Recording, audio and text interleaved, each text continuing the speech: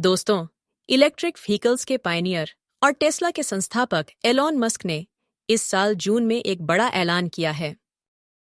Tesla, जो innovative electric vehicles में leader है, अब अपना फोकस हाइड्रोजन पावर की ओर शिफ्ट कर रही है।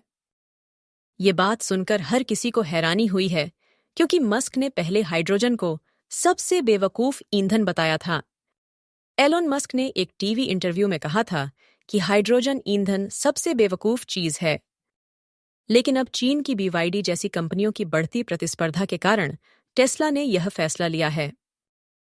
यह एक स्ट्रैटेजिक मूव है ताकि वे इलेक्ट्रिक व्हीकल्स के बढ़ते बाजार में प्रतिस्पर्धा बनाए रख सकें। चीन और जापान भी हाइड्रोजन फ्यूल सेल टेक्नोलॉजी पर काम कर रहे हैं।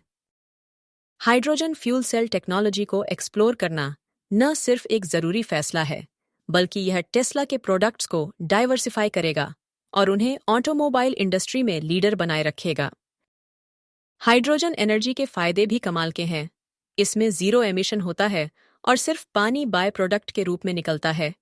यह टेक्नोलॉजी पर्यावरण के लिए भी बेहतर है। टेस्ला ने अपनी पहली हाइड्रोजन पावर्ड कार को 2026 तक लॉन्च करने का लक्ष्य रखा है। इस मॉडल को मॉडल H नाम दिया गया है, जो एडवांस्ड फ्यूल सेल टेक्नोलॉजी का इस्तेमाल करेगी। टेस्ला हाइड्रोजन को स्टोर करने और इसके इंफ्रास्ट्रक्चर से जुड़ी समस्याओं को हल करने पर काम कर रही है। अमेरिका में फिलहाल 17,000 से भी कम हाइड्रोजन फ्यूल सेल व्हीकल्स हैं और सभी कैलिफोर्निया में हैं। कैलिफोर्निया ही एकमात्र ऐसा राज्य है जहां हाइड्रोजन फ्यूलिंग स्टेशंस का नेटवर्क है। हाइड्रोजन पावर्ड कार्स को आम बनाने के लिए नए इंफ्रास्ट्रक्चर की जरूरत होगी। पहले सिर्फ होंडा, हुंडई और टोयोटा जैसी कंपनियों के पास हाइड्रोजन पावर्ड कमर्शियल व्हीकल्स थे। हाइड्रोजन फ्यूल सेल कार्स में इलेक्ट्रिक मोटर का इस्तेमाल होता है, जो इलेक्ट्रिक व्हीकल्स की तरह ही कार के पहियों को घुमाता है। फर्क सिर्फ इतना है कि इसमें बैटरी की जगह फ्यूल सेल स्टैक का इस्तेमाल होता है। इसमें शुद्ध हाइड्रोजन हवा से ऑक्सीजन के साथ मिलकर बिजली पैदा करता है, जिससे कार चलती है। इस प्रक्रिया में सिर्फ पानी की भाप निकलती है।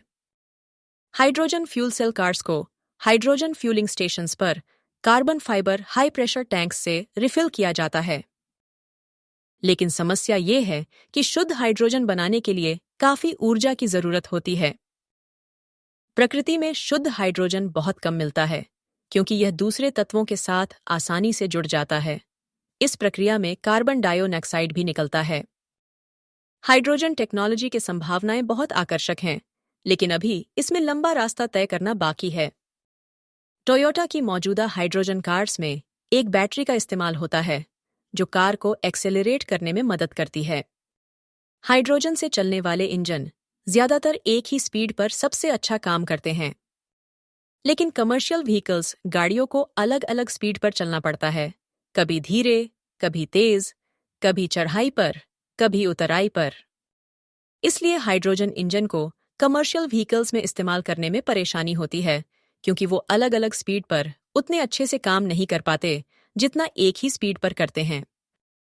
इसका मतलब है कि टेक्नोलॉजी को और बेहतर बनाना होगा ताकि हाइड्रोजन इंजन अलग अलग स्पीड पर भी ठीक से काम कर सके।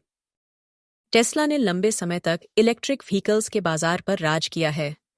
अब वे हाइड्रोजन फ्यूल सेल टेक्नोलॉजी में भी बड़ा योगदान दे सकते हैं। हो सकता है कि हम जल्द ही सड़कों पर शुद्ध हाइड्रोजन पावर्ड व्हीकल्स देखें। तो दोस्तों, क्या आपको लगता है कि हाइड्रोजन पावर भविष्य का ईंधन है? कमेंट में बताएं और इस वीडियो को लाइक, शेयर और सब्सक्राइब करना न भूलें।